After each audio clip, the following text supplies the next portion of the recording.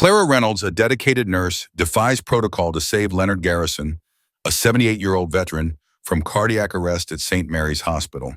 Her quick thinking revives him, but supervisor Margaret Walters suspends her for unauthorized intervention. As Clara faces a review board, hospital politics threaten her career. Meanwhile, Leonard's brother, retired Colonel James Garrison, overhears the proceedings and makes a call that could change everything. Will Clara's courage be punished or celebrated? The tension builds as bureaucracy clashes with heroism, leaving readers eager to uncover the resolution of this gripping tale of duty and defiance. Join QH Incredible Stories to celebrate heroes like Clara, who act with courage despite the odds. Subscribe now to uncover inspiring tales of righteousness and share your own stories in the comments. Support our channel to keep these powerful narratives alive, because every heroic act deserves to be honored. The fluorescent lights of St. Mary's Hospital buzzed overhead, casting a sterile glow over the bustling corridors. It was an ordinary Tuesday morning, the kind where routine and protocol dictated every move. And Clara Reynolds, a 30-year-old nurse with 6 years of experience, thrived in that structure. Her colleagues admired her precision.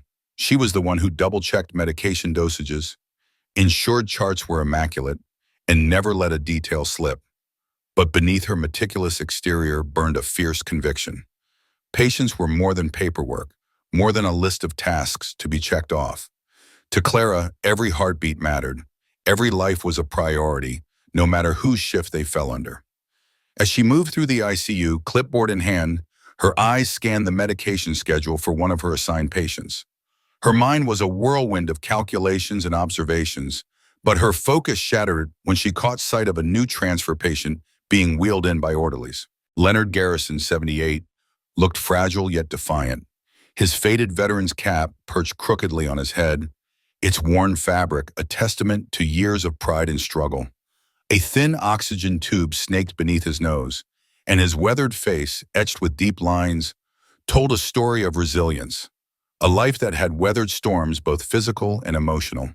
His medical chart, clipped to the stretcher, noted a history of cardiac issues and a recent transfer for specialized care after a series of alarming episodes. Clara's heart twinged with empathy. She imagined the battles he'd fought, both on distant fields and in hospital beds like this one. She continued down the hallway, her sneakers squeaking faintly against the linoleum, when a piercing sound cut through the air, the unmistakable wail of a heart monitor flatlining. Her head snapped toward the source. Leonard's body lay rigid on the stretcher, his chest still, his face pale. The orderlies stood frozen, their eyes wide with uncertainty, hands hovering uselessly. The hallway, usually a cacophony of beeps and voices, fell eerily silent. No doctors were in sight. Clara's clipboard slipped from her grasp, clattering to the floor with a sharp crack that echoed like a gunshot. Her pulse surged, adrenaline flooding her veins, but her training took over. She didn't think, she acted.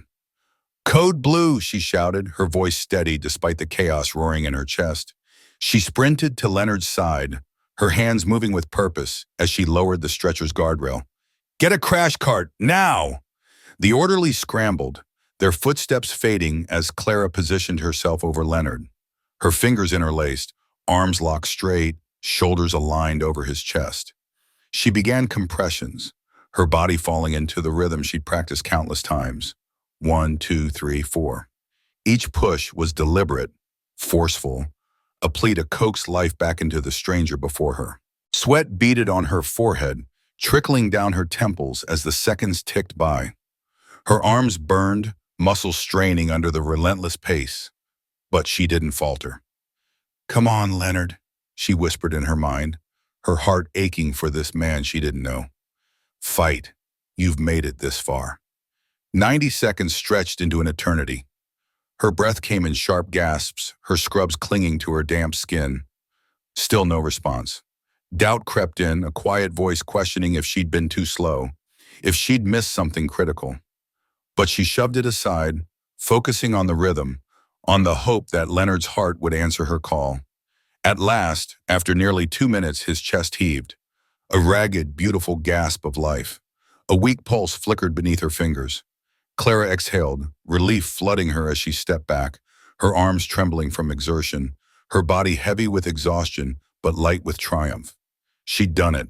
She'd brought him back. But the moment of victory shattered as Supervisor Margaret Walters stormed into the scene, her face a mask of bureaucratic outrage. Her sharp eyes didn't even flicker toward Leonard, didn't acknowledge the miracle of his steadying breaths or the crash cart now being wheeled in by the emergency team. Instead, her gaze locked onto Clara, cold and unyielding. "Who authorized you to intervene?" she demanded, her voice slicing through the tension like a scalpel. "This patient isn't on your ward. You violated protocol." Clara's breath caught in her throat, her chest still heaving from the effort of saving a life. She opened her mouth, searching for words, but none came. Her mind reeled, replaying the moment she dropped her clipboard, the split-second decision to act. She hadn't thought about wards or assignments. She'd seen a man dying and done what she was trained to do. Margaret's lips pursed, her expression a mix of disdain and authority. "You're suspended. Effective immediately," she said, snatching Clara's ID badge from her scrub pocket. "Clear out your locker. The review board will handle this." Clara stood frozen, her trembling hands still tingling from the compressions. She glanced at Leonard, now surrounded by the emergency team, his chest rising and falling with fragile determination. A small nod escaped her, a silent acknowledgement of the life she'd fought for, before she turned and walked away. Her footsteps echoed in the now silent hallway, each one heavier than the last, carrying the weight of her decision and its consequences. She felt the eyes of her colleagues on her, some filled with quiet respect, others with pity or confusion. But none of them spoke. The hospital, for all its chaos, felt suffocatingly still. In the staff break room, Clara sat alone, her untouched coffee growing cold in its styrofoam cup. Her reflection stared back at her from the dark liquid, distorted and weary. The suspension notice lay beside her, its stark words branding her actions as unauthorized medical intervention. Her heart sank as she read it, a mix of disbelief and indignation swirling in her chest. She'd saved a man's life. How could that be wrong? Her thoughts churned, replaying the morning's events, questioning if she could have done anything differently. But deep down, she knew she wouldn't have. Leonard's life had been worth it, worth the badge, worth the suspension, worth the uncertainty now gnawing at her. The hospital administration had scheduled an emergency review meeting in an hour, and Clara's stomach twisted at the thought. She imagined the board, stern faces in suits, their minds already made up, their focus on rules rather than lives. She felt a pang of betrayal, not just toward the system she'd served faithfully for 6 years, but toward herself for believing it valued the same things she did. Yet, beneath the hurt, a spark of defiance flickered. She'd done the right thing, and no amount of paperwork or protocol could erase that. As she sat there, the weight of the morning settled over her like a heavy fog. She thought of Leonard, of the faded veteran's cap that spoke of his sacrifices, of the family who might still have him because of her. And then, unbidden, her mind drifted to the high-ranking officer who'd entered the ICU that morning, clutching a folded American flag. His presence had silenced the ward, his question hanging in the air like a challenge. Ever seen someone punished for doing the right thing? Clara's chest tightened.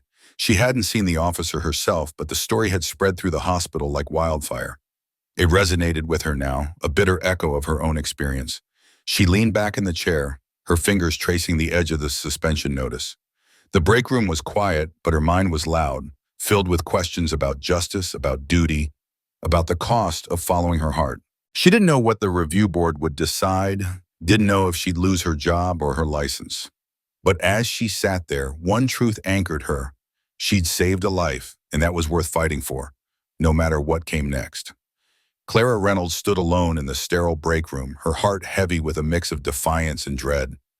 Beyond the transparent walls, she caught fleeting glimpses of her colleagues. Some offered subtle nods of sympathy, their eyes brimming with unspoken support, while others quickly looked away, their faces taut with unease. The hospital's unspoken code, its politics, hung in the air like a suffocating fog. No one wanted to be the next to face the administration's wrath. Clara's phone vibrated softly in her scrub pocket, pulling her from her thoughts. She glanced at the screen, a message from Nurse Jenkins, her closest confidant in this high-stakes world. You did what was right, Clara, but they're terrified of lawsuits. Don't expect management to back you. The words stung, though they weren't unexpected. Clara slid the phone back into her pocket, her fingers brushing against the worn fabric of her scrubs. 6 years of flawless performance reviews, countless patients whose lives she'd touched with her steady hands and compassionate heart. None of it seemed to matter now. Her career teetered on the edge of ruin, all because she'd refused to stand by and let a man's life slip away. The meeting room felt like a walk-in freezer as Clara stepped inside, the chill seeping into her bones. 5 pairs of eyes turned to her, each face a mask of professional detachment. There was Director of Nursing, Margaret Hensley, her lips pursed in a thin line of disapproval.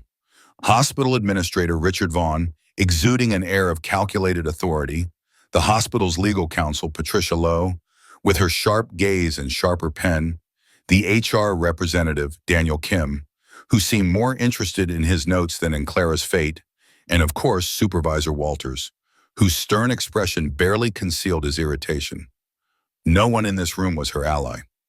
Clara's chest tightened, but she squared her shoulders, refusing to let them see her waver. "Ms. Reynolds," Vaughn began, his voice clipped as he shuffled a stack of papers with exaggerated importance. "Do you understand why we're here today? Your actions this morning constitute a serious violation of hospital protocol." His words landed like a gavel, each syllable heavy with accusation. Clara's voice was soft but resolute, steady despite the storm raging inside her. "I performed CPR on a patient in cardiac arrest. There were no doctors in the room. The transport staff weren't trained in advanced life support. I did what needed to be done." Supervisor Walters leaned forward, his eyes narrowing. "That wasn't your call to make, Clara. He wasn't your assigned patient. There's a chain of command for a reason." His tone was sharp, cutting through the room's icy silence.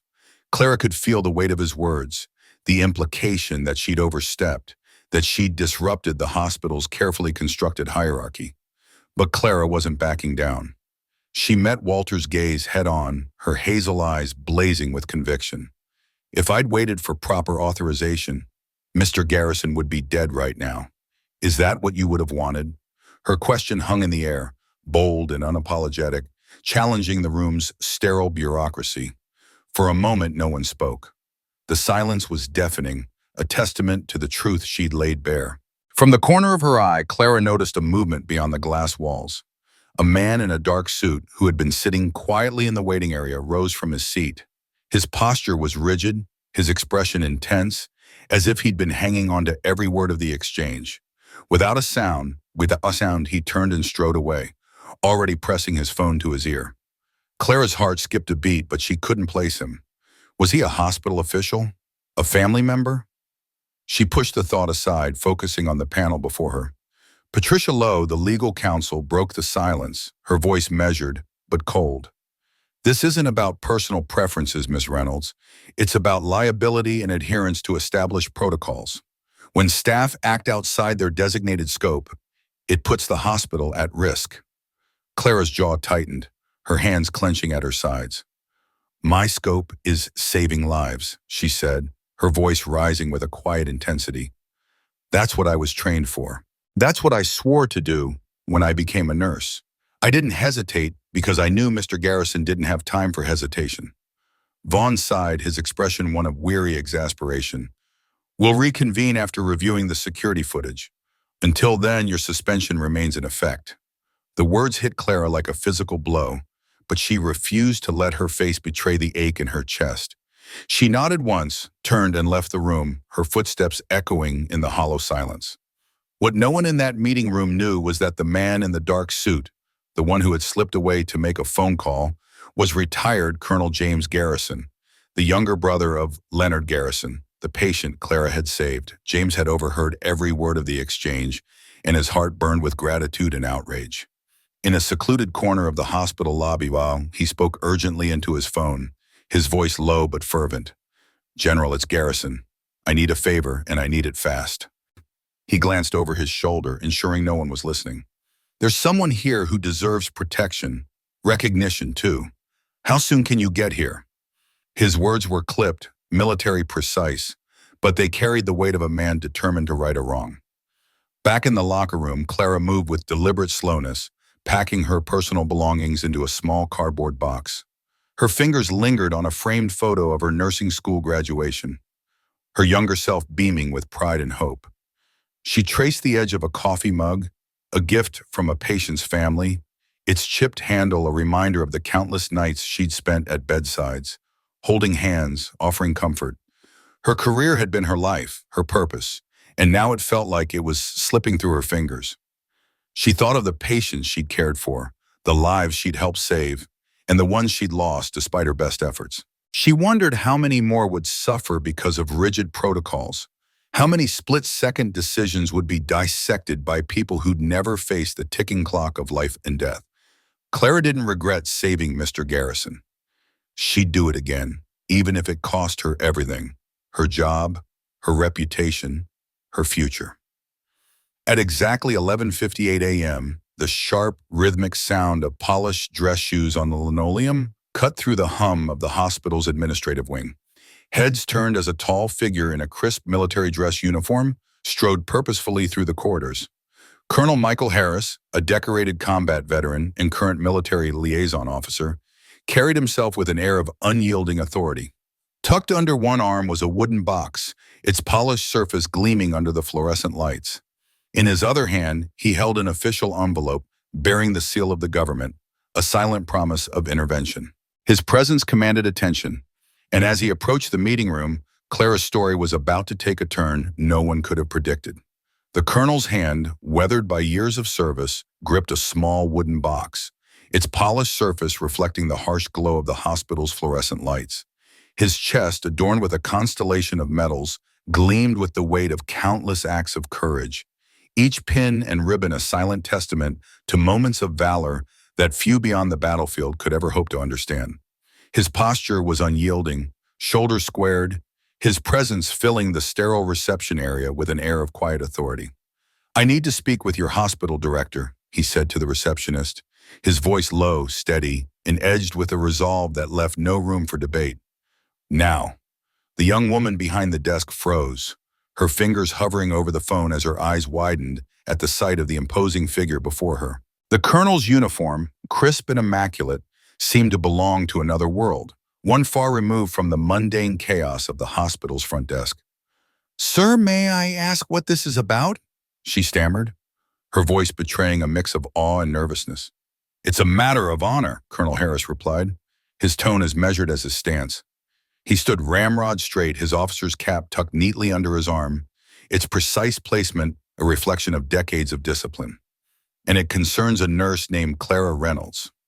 The words carried a gravity that made the receptionist's hands tremble as she dialed the director's extension, her gaze darting between the phone and the man who seemed to command the very air around him. Within minutes, Clara Reynolds found herself summoned back to the hospital's conference room, a place she'd left only hours ago under far less auspicious circumstances. Her heart pounded as she walked down the corridor, her mind racing with questions. What could this be about? Had her suspension been escalated? The sterile hallways, lined with pale blue tiles and the faint hum of medical equipment, felt colder than usual, amplifying her unease. She smoothed her scrubs, a nervous habit, and tried to steady her breathing as she pushed open the heavy door. The room was transformed from the one she'd left earlier that day. Gone was the casual indifference of her earlier meeting with Supervisor Walters. Now the hospital director herself, Dr. Evelyn Carter, sat at the table, her usual air of unshakable confidence noticeably dimmed.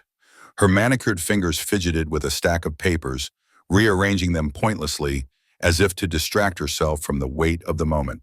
At the head of the table sat Colonel Harris, his weathered face an unreadable mask carved by years of military discipline. His eyes, sharp and piercing, seemed to see through everyone in the room, yet they betrayed nothing of his emotions, only the unshakable purpose that had brought him here. Clara's stomach churned as she took her seat, her mind replaying the events that had led to her suspension. She had acted on instinct, rushing to save a patient's life without hesitation, but the hospital's rigid protocols had branded her actions reckless. Now, facing this formidable man in uniform, she felt a flicker of hope warring with dread. What did he want with her? And why was the director so visibly unsettled? The colonel's voice broke the tense silence, each word heavy with authority, resonating in the room like a gavel strike. I understand that Nurse Reynolds has been suspended for providing life-saving care to Leonard Garrison.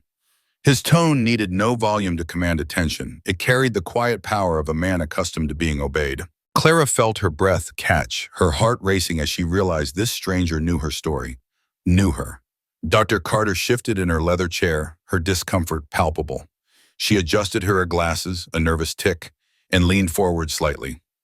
"Colonel, with all due respect, this is an internal hospital matter," she said, her voice striving for its usual authority, but faltering under the weight of the colonel's presence.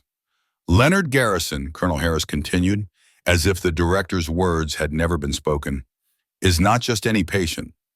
His hands, steady and deliberate, moved to the wooden box he'd carried with him. With a reverence that seemed almost sacred, he opened it, revealing a purple heart medal nestled against a bed of deep blue velvet.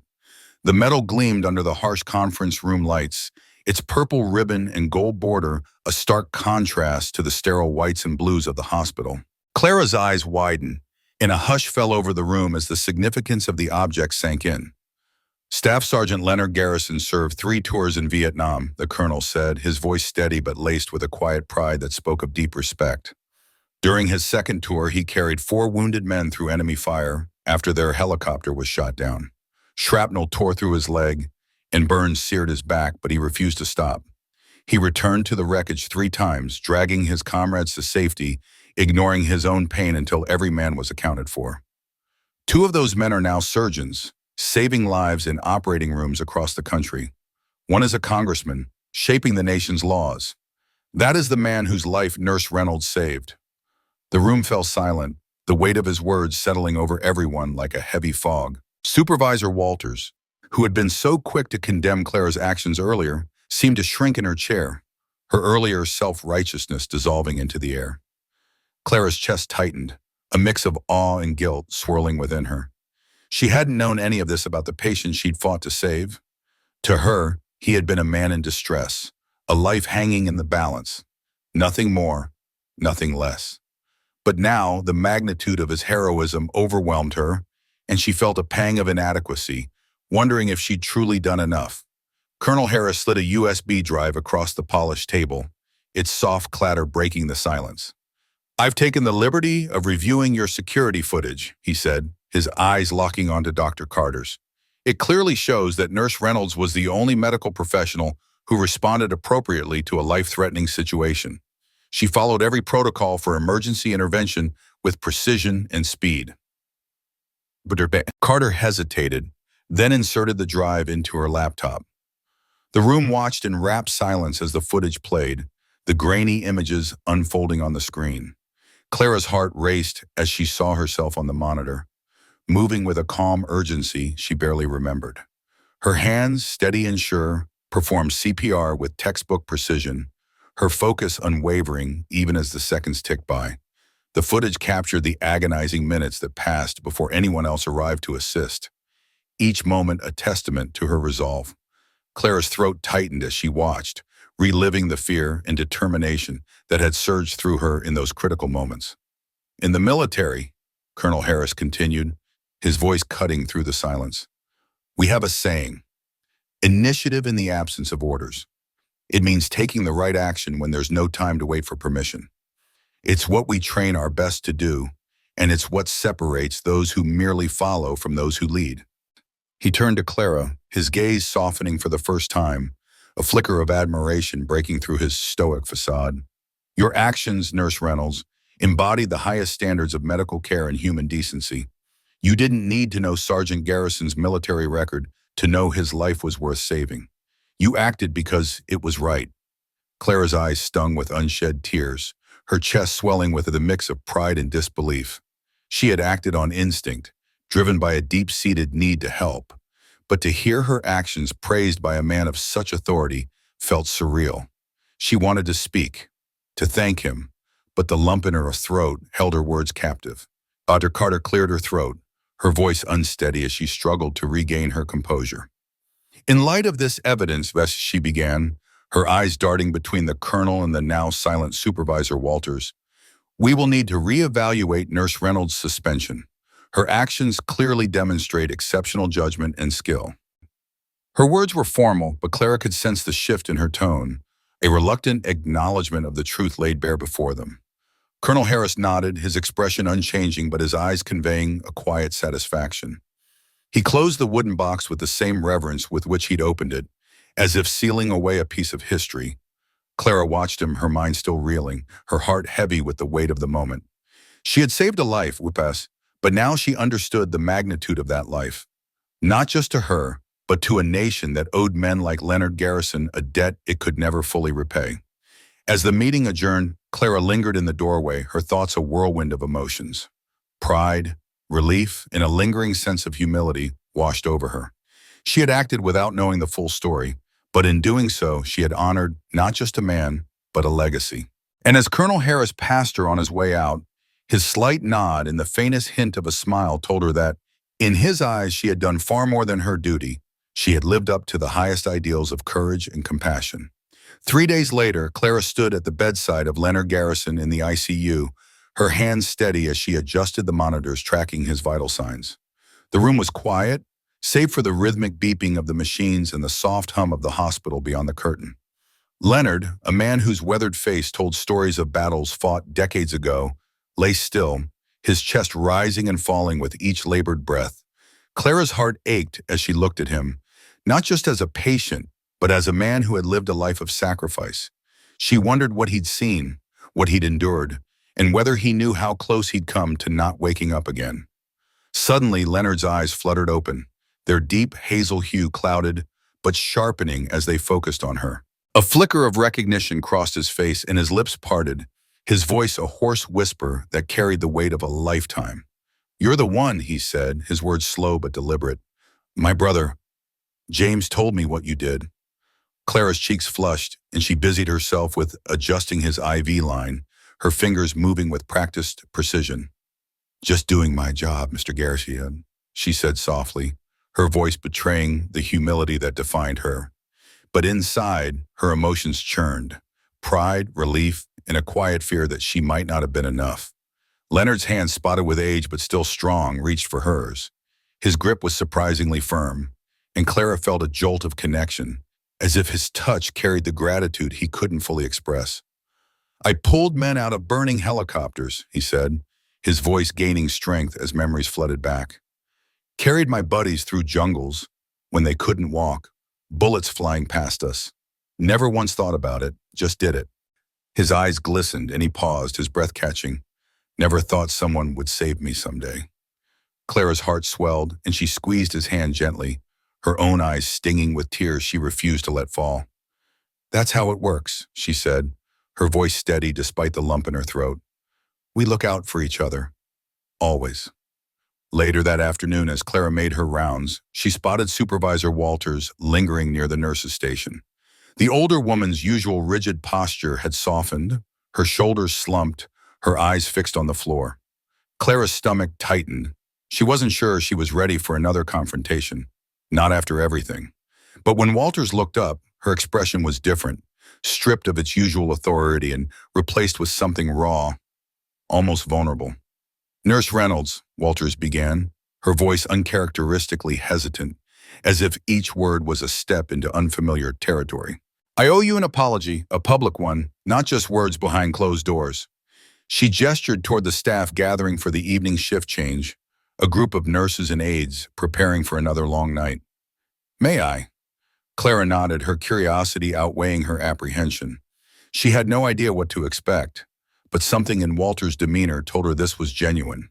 Walters cleared her throat, drawing the attention of the dozen nurses in the room. "I need to acknowledge something important," she announced, her voice steady but tinged with emotion. 3 days ago, Nurse Reynolds made a decision that saved a man's life.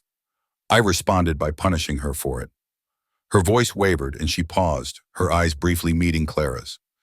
"I was wrong and I'm deeply sorry." Clara's breath caught in her throat, her heart pounding as the weight of Walter's words sank in. She hadn't expected this, not a public apology, not from the woman who had always seemed so unyielding. Walters continued, her voice growing stronger. "Starting today, we're implementing a new emergency response protocol called the Clara Code. It authorizes any qualified nurse to initiate emergency procedures when a doctor isn't immediately available. This change is because of Nurse Reynolds and her courage. One by one, the nurses rose to their feet, their applause starting as a soft ripple before building into a wave that filled the room. Clara felt her cheeks burn, a mix of pride and embarrassment washing over her. She hadn't done it for recognition, she'd acted because it was right. But the support of her colleagues, the people she worked alongside every day, meant more than she could put into words. As the applause continued, Dr. Morris, the hospital's chief of medicine, appeared in the doorway, his presence commanding attention. "Nurse Reynolds," he called out, his voice cutting through the noise. "The director would like to see you." Clara's heart skipped a beat, a flicker of anxiety mingling with her newfound confidence.